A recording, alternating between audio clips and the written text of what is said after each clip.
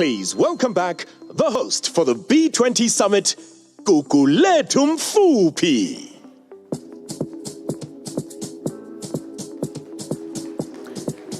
Thank you kindly, ladies and gentlemen. Well, welcome back. I trust that you all had a sufficient tea break, leg stretch, and some extra caffeine in your system to keep you going.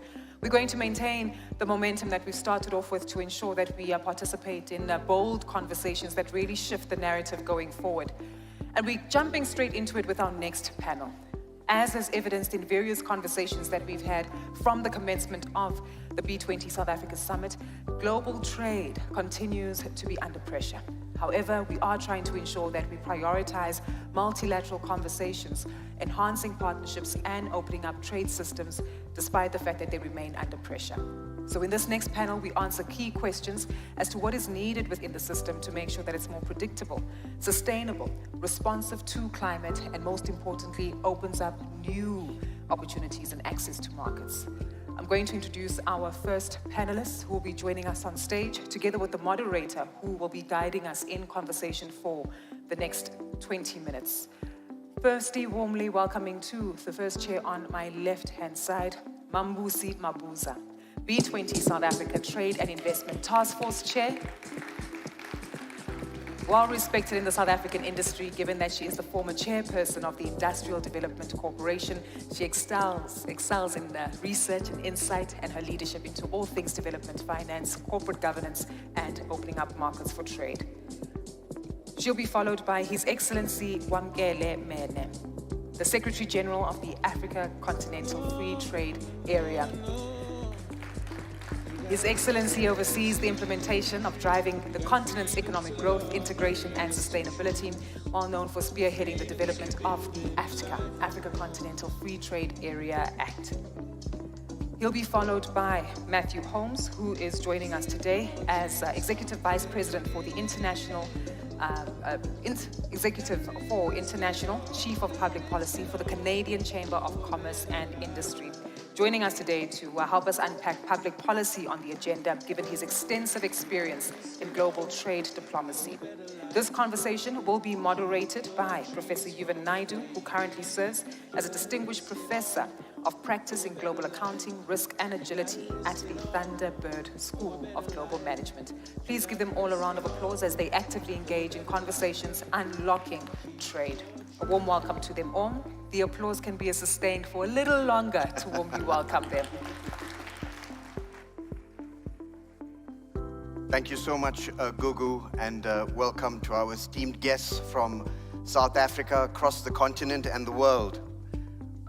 We have a terrific topic today to talk about the future of trade and systems, and it's a privilege to moderate the session here at the B20 in Johannesburg, South Africa, a city that has always understood that trade is not just about transactions.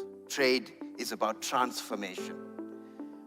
Today's theme, Transformative Trade, Building the Systems that Open Markets, reminds us that markets do not open themselves.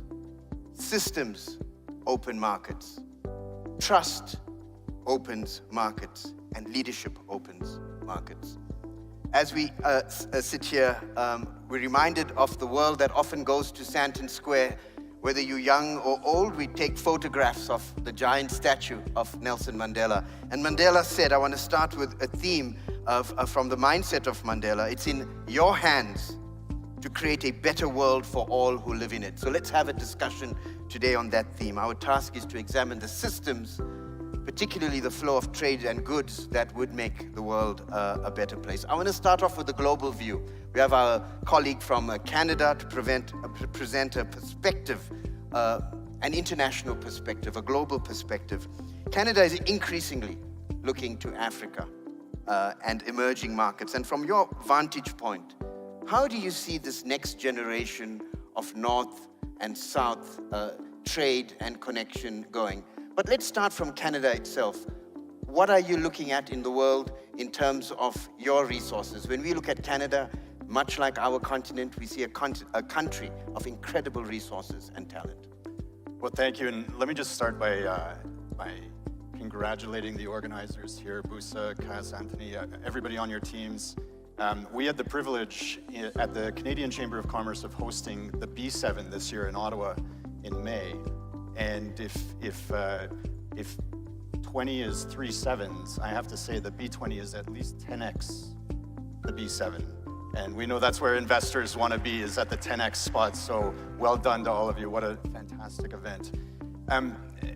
For us in Canada, we're a very trade exposed and trade reliant nation. And so we take trade as a fundamental, as an existential need. We have 66% of our GDP tied to import-export trade. So our internal economy is actually quite small.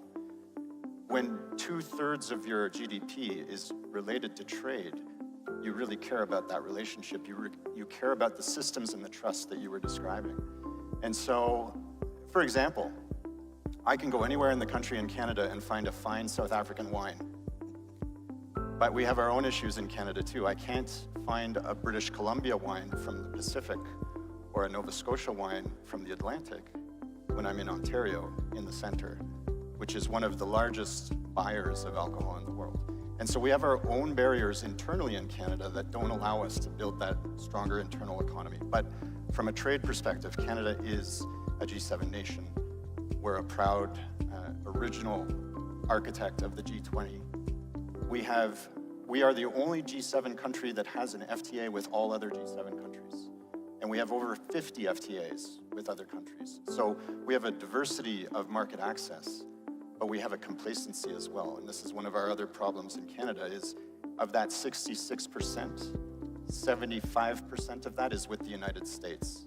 And so because of adjacency, because of trade infrastructure, and over time, we have just increasingly traded more and more with the US. So at this current moment, where all of us are looking around and saying, we need strong partnerships around the world, I'm saying what's bad for business is having only one customer. But what's also bad for business is losing your number one customer. So we're working on two fronts. We're, of course, renewing and re-emphasizing and re-engaging with the United States on that important fundamental trade relationship we have. But our Prime Minister has announced a plan to diversify, to double our non-US trade, and to really build on those partnerships we've built over time with other countries. So that is an important core to what Canada needs to do right now. And when I'm here at the B20, I'm hearing similar messages from many other nations where this is also a strong requirement. Share a bit more about how Canada is thinking about strengthening these corridors to Africa. Any projects or themes that come to mind? Well, we have a Canada-Africa strategy the previous government announced, and that continues to guide the engagement we have with the continent. I think what we're doing is we're recognizing that there's a continental FTA here. And so investment and building on the traditions, and if you stand back and look at the legacy that Canada's had in terms of trade, we're a resource nation, natural resources, we're an energy nation. We have a lot in common with South Africa and other parts of the country, other parts of the continent, where we can develop mining, oil and gas, the knowledge transfer, that incredible research and talent pipeline that we have exchanged two ways. It's not just a one-way street. This is a really mutually beneficial way to learn and innovate and build on our traditions. So that fundamental there exists, but what we have is also an incredible ability to move into innovation. Canada's been a pioneer in the earliest development of AI. We're pioneers in quantum computing. And our research universities, like South Africa's, like the whole continent, there is an incredible opportunity there for research to build on our industrial practice, but also find ways for energy, food and agriculture, critical minerals, all of these essential pieces we know are critical to the future of growth. Wonderful, wonderful. And it's absolutely true that Canada has been instrumental in artificial intelligence. Many of the founders of some of the leading companies came out of the University of Toronto. And it's also thrilling that you have South African wine in... and we love it. And it's no excuse to take some more. The one thing, having spent time in Canada, is we'd love to see more maple syrup in turn across our stores. We'll do what we can. I want to bring it down to the continent and to the African continental free trade area. It's a significant project, it's very ambitious. We've long spoken in these discussions about Africa moving from raw materials, a mindset of extraction, to beneficiation. How are you thinking of bringing players together, and what are your key priorities and list of priorities as you pull so many different parties together and are redrawing the lines and flow of trade, information, and people? Well, thank you very much, and let me join my co-panelists in thanking the organizers for a wonderful B20 event. We are very, very happy to be here and to participate, so thank you for the invitation. The continent of Africa, as we all know, has a very significant challenge, and that is the over-reliance on exports of unprocessed commodities. And even if when you look at the infrastructure is pre-colonial and during colonial times was designed in such a way the extraction happens at the mine, the rail networks are connecting the mine to the ports to take out the minerals. And so a very significant part of the mandate of the AFCFTA and the African Union in general is to reverse that trend and to change that pattern and to focus on value addition, transforming raw materials into finished products here on the African continent. A number of areas are absolutely essential for this. Critical minerals was mentioned. Critical minerals that will continue to drive and power industrial development over the next decades. So we have to take very, very concrete measures and concrete steps at value addition in Africa. That means that our development finance institutions will have to step up. We will have to mobilize capital to invest in value addition so that we are able to export and to trade intra-Africa, to trade in finished products, value-added products. We have begun to see a positive change in this direction, and this is the good news. If you take, for example, the special economic zone between the DRC and Zambia, that will be focusing on value addition, creating batteries for electric vehicles on the back of lithium. Significant investment has been made by Afrexim Bank to support that transformative value addition activity that will enhance not only create jobs for the region, but will position Africa as a center for value addition for electric vehicles as they power the transformation of the auto sector. Similarly, in areas where there is climate change challenges that are related, climate change as it relates to industrial development, we see also an opportunity there to invest in transformative industrial activity. We have launched recently the Africa Green Industrialization Initiative, which is being led by President Ruto. And we have brought together our development finance institutions as well as commercial banks to establish a platform for identifying bankable green industrialization projects, as well as bankable projects for critical minerals transformation process. We have committed through the Africa Green Industrialization Initiative to unlock $100 billion worth of investment directed at industrial development that is green infrastructure, as well as green trade through this initiative. And so we take very, very seriously this challenge of Africa having to transform her economy and to undertake a very, very fundamental restructuring of Africa's economy so that productive activity constitutes a very large part of our output. Here's the good news, which is very encouraging to all of us. The intra-Africa trade is low, yes. However, within the goods that we are trading, the majority of the trade is in manufactured goods, or finished products, whether it is agro-processing or motor vehicles. There is a lot of trade that is happening on finished products or transformed products or value-added products. That's the encouraging part.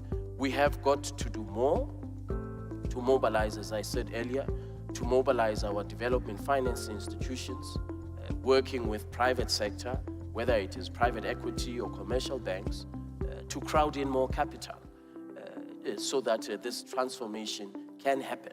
And I will give you another encouraging example. As we speak today, Benin is developing the largest special economic zone, which will be powered by Arise, financed by Afrexim Bank, to turn cotton into garments, the entire value chain, for export to the rest of the continent and, of course, the rest of the world. These are the types of interventions that are absolutely essential if we are to achieve the objective of rapid industrial development that impacts on Africa's overall economic output. That is a very positive direction that we are taking. If I can just ask you a follow-up question. I think the themes are fantastic. Value chains. We're speaking about lithium, important products for the future. But I know there's so much more going on in the, bringing parties together. Talk about small, medium enterprises, the youth, the women entrepreneurs. Where is this fitting in? Or is this a big corporate kind of set of initiatives? And I know it isn't. I know there's so much more going on. But how are you bringing in these particular segments to that vision? What we have observed is that many, many trade agreements around the world were focused on big corporations. And as a result, the narrative that trade agreements exclude very, very important economic segments of society, which you've mentioned, and as a subset of globalization, that globalization and trade agreements deliver only for the rich and the elite. We have done all that we can to introduce a trade agreement that is developmental in nature. We have a protocol on women and youth in trade, which takes us beyond expressions of aspirations and takes us into the realm of legally binding, codified obligations that have been introduced to enable women and youth-led businesses to confront the barriers of trade. And so that's a very positive step. The continent of Africa is the only region of the world to have this protocol, which is forward-looking. And so we're very, very proud to have been at the cutting edge of legal innovation for inclusion for young people. We encourage commercial banks and our DFIs to consider SMEs as an asset class for investment. And the role that development finance institutions have to play in this regard is that of risk mitigation optimization. They have to provide support to commercial banks so that more and more SMEs have access to affordable finance for trade, to enable them to scale beyond Southern Africa, exporting to East and West Africa and so on. The deficit for trade finance is quite significant, and it will require our development finance institutions to make more capital available for onward lending so that we can have SMEs be the drivers of intra-Africa trade. And we know, and I will end on this point, we know that SMEs in Africa employ over 470 million people are employed by SMEs. So we've got to make sure that we provide the support to them to expand their businesses and to take advantage of this significant market. No, thank you. Thank you so much. Busi, His Excellency Mene mentioned capital and the role of capital in his closing comments. And in the previous panel, we also had Mary Velikazi, our First Strand Group Chief Executive, talk about the harnessing of capital. The IDC, one of the most significant multilaterals and development financial institutions, is no stranger to the importance of capital. What's your thinking in terms of how the different stakeholders can mobilize capital at scale on the continent to start bringing some of this vision to fruition? Thank you so much, Euvin. But before I come to your question, if I may just start where the Secretary General has ended.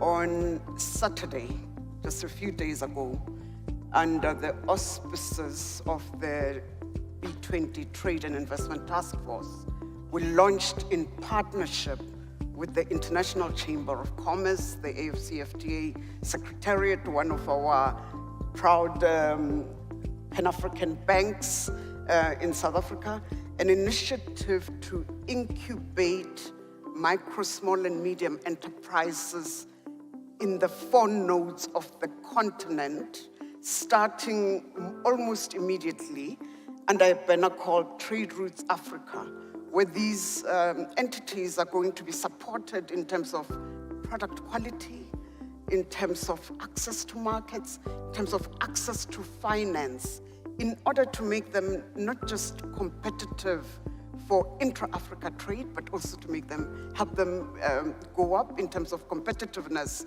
for the global trade opportunity. Noting, of course, that the African continent contributes such a low share of global trade, largely because we're exporting raw materials at a much lower value, and then we import the finished products. We'd like to see that changing very practically. Yes.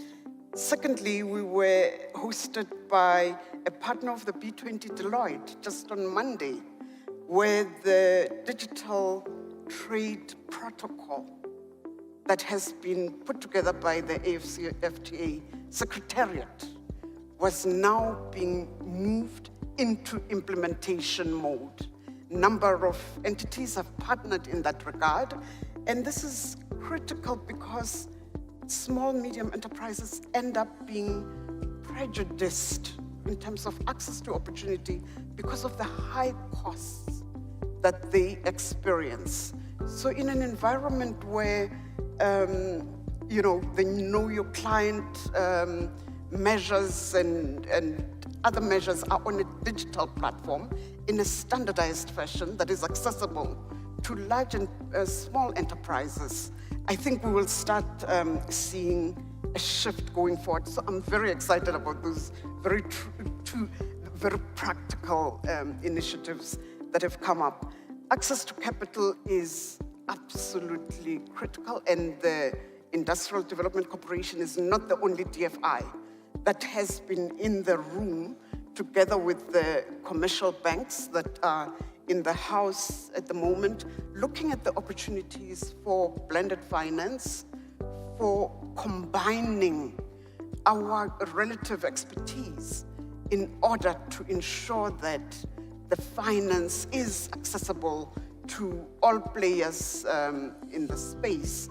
Especially, I think I must actually give accolades to our colleagues in the Finance and Infrastructure Task Force, who have harped on the issue of cost of capital because of friction that is not of our doing.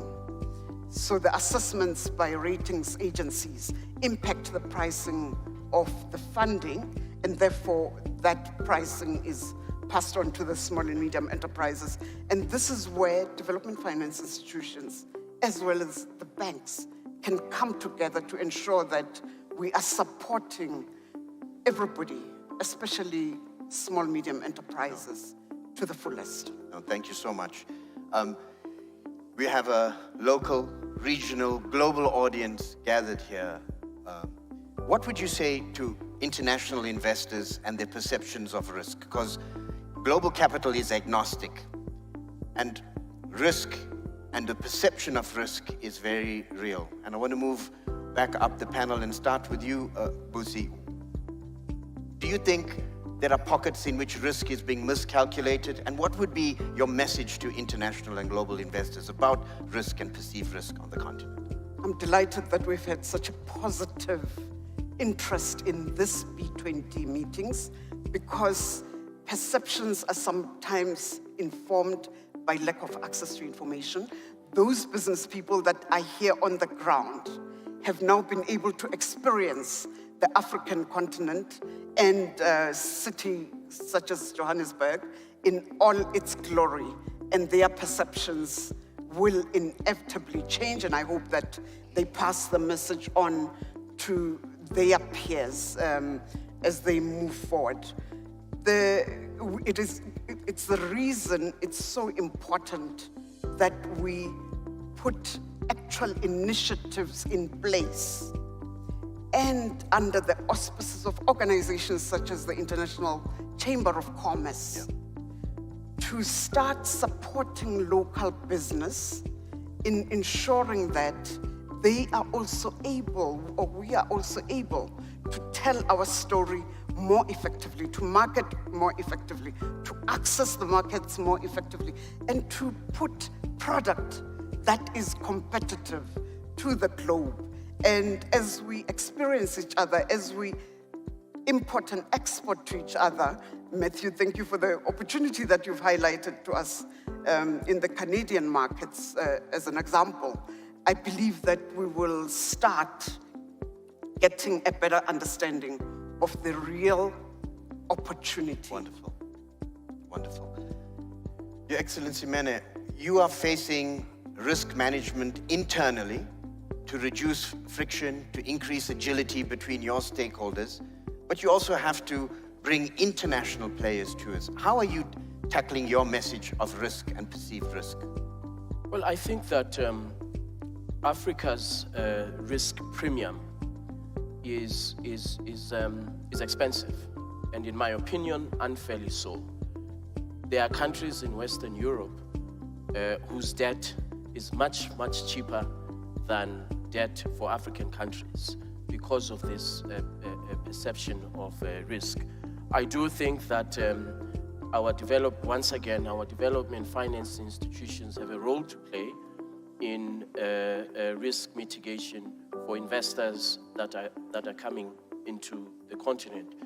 So it is an unfortunate reality that risk premiums for African investments are high, and in many cases are not based on the reality. The continent of Africa is not one big coup d'etat. They are very, very dynamic investment areas and regions on the continent that are safe to invest in. We have to take very, very strong measures to encourage domestic investment.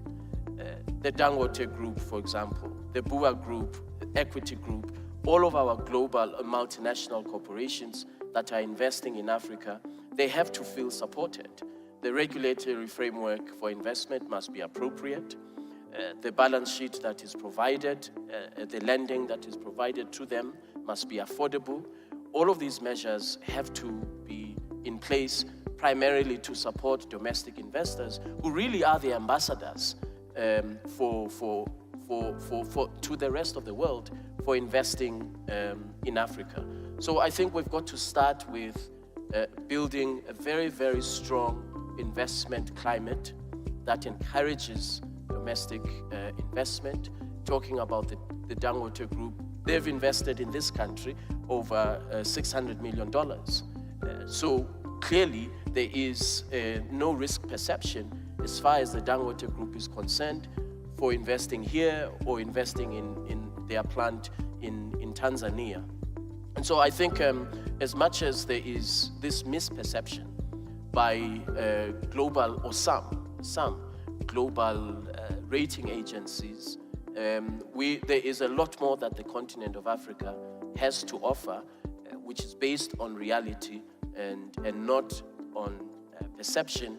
And that should be the price of the premium. It should be the actual reality for investing in a particular region. Fantastic, fantastic. I want to bring it back to you, Matthew. And you started off with the risk mindset. Concentration risk, if you just have a large partner and you want to diversify, which is smart. But how do you think about partnerships, where partnership is all about spreading out risk? And when you're engaging with partners on the African continent, what are some of the mindset or true actions that you think can help people increase flow, but also mutually reduce risk? What are you looking for in partners?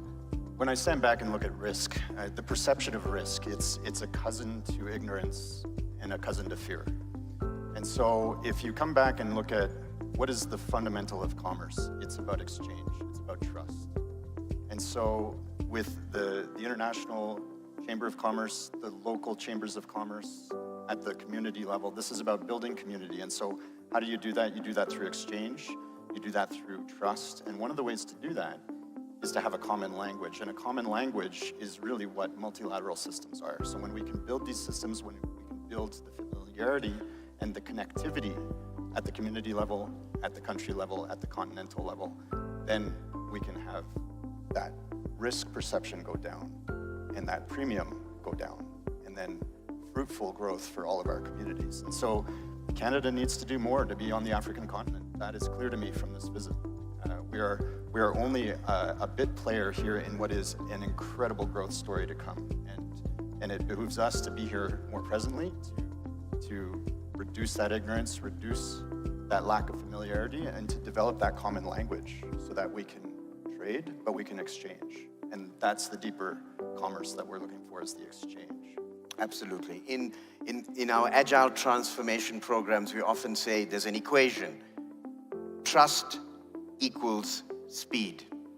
The more there's trust, the more things get done. The less there's trust, there are layers that are added in that slow things down. As we close, rapid fire comments from each of you, and I'll work our way down and we'll close with Busi. If there was one system upgrade today in world trade systems that you would like to see us move towards, what would be your one upgrade that you would like to global trade systems? For me right now, it's trade infrastructure and trade corridors. We have, and this is a growth potential because it employs many people, but it is the firmament of our trade system. And so we need it domestically in Canada, but we need it to reduce some of the choke points and bottlenecks in our relationships around the world intercontinentally. Your Excellency. I would say an affordable payments infrastructure. We have 42 currencies in Africa. If you want to trade with your neighbor, you have to buy a third currency. And we estimate that the cost of currency convertibility to businesses to be close to $5 billion annually.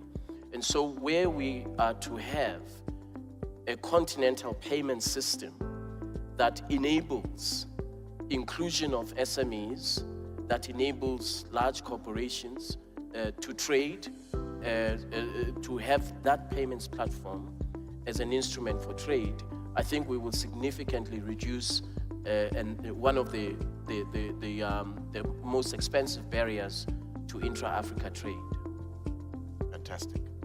Let's consolidate all initiatives from G20 nations, such as the G20 Compact with Africa, under the auspices of a new trade and investment deal for Africa. And the AFCFTA Secretariat has indicated its support for such. We look forward to everybody in this room rallying behind the next bastion for growth. Fantastic. As we wrap up, I want to say thank you to our panelists. What we've heard today is a clear message. Opening markets is not just an act of hope. It needs intent. It needs a system. And systems are built on trust, on coordination, on rules, and ultimately ambition. I want to come to the quote of Kwame Nkrumah that in many ways, Africa looks neither east nor west. It looks forward. And today we commit to designing trade systems that face forward towards prosperity and resilience. And thank you to Johannesburg. Let's continue building systems of open markets and unlock opportunity for all. Thank you, everyone. Thank you to our audience. Thank you very much.